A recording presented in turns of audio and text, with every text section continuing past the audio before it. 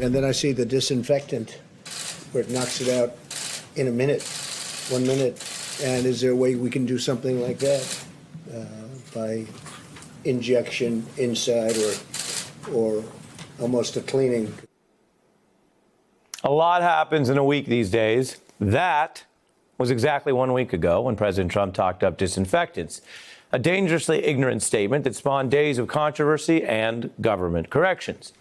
And the issue there, and the issue tonight, is not fundamentally about ideology or politics. It's about science and truth. Government ignorance about science is dangerous during a pandemic. You know that. We know that.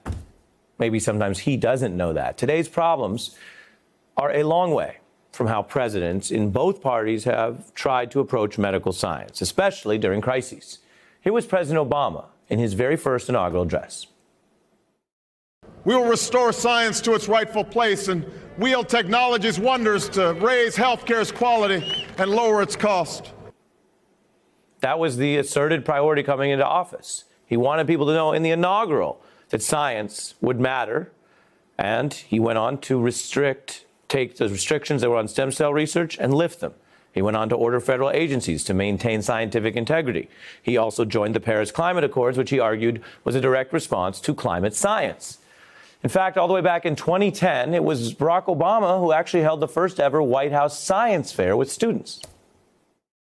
Because the United States has always been a place that loves science. We're here to celebrate these young scientists and visionaries. There's the folks who are going to come up with cures for diseases and new sources of energy and help us build healthier and more successful societies. President Obama also happily leaned into the nerdier side of these things. Here he was firing a student's marshmallow cannon, all to prop up, to engage with, to show in a very real way all the different methods we can use from education to the rest of our lives to work with science. Now, of course, it's not all science fairs and games. The United States faced swine flu in Obama's first year on the job.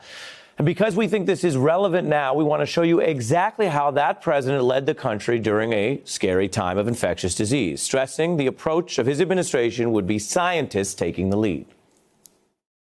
Our capacity to deal with a public health challenge of this sort rests heavily on the work of our scientific and medical community. As our scientists and researchers learn more information about this virus every day, the guidance we offer will likely change. What will not change is the fact that we'll be making every recommendation based on the best science possible. That is what it looks like when a president warns the country very directly and speaks to them like they're adults to tell you, hey, some of this may change over time because we're learning as we go, but every recommendation will be rooted in science. That was the standard. Now Donald Trump claims he doesn't expect a second wave of coronavirus in the fall, publicly at odds with the experts who say it's inevitable. The last president took a different tack on the same issue 10 years ago.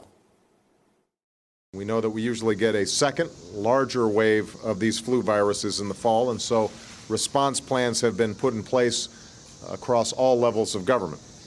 Our plans and decisions are based on the best scientific information available, and as the situation changes, we will continue to update the public.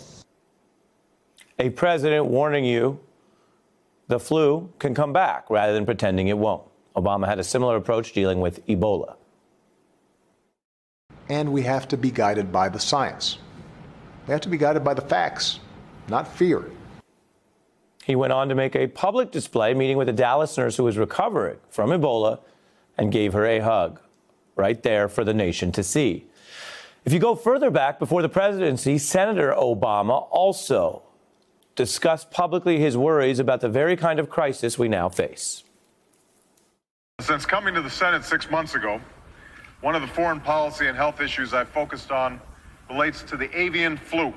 We must face the reality that these exotic killer diseases are not isolated health problems halfway around the world, but direct and immediate threats to the security and prosperity here at home.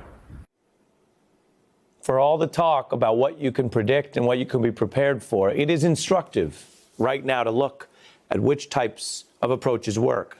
which types of risk management. It was in that same legislative body, the U.S. Senate, where that senator made clear he wanted scientists making the big decisions.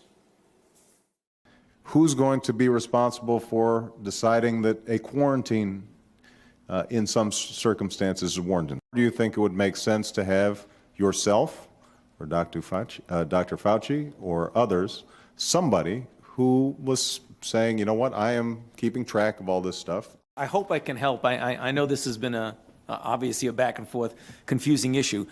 In reality, we're talking about something that's overwhelmingly a health issue.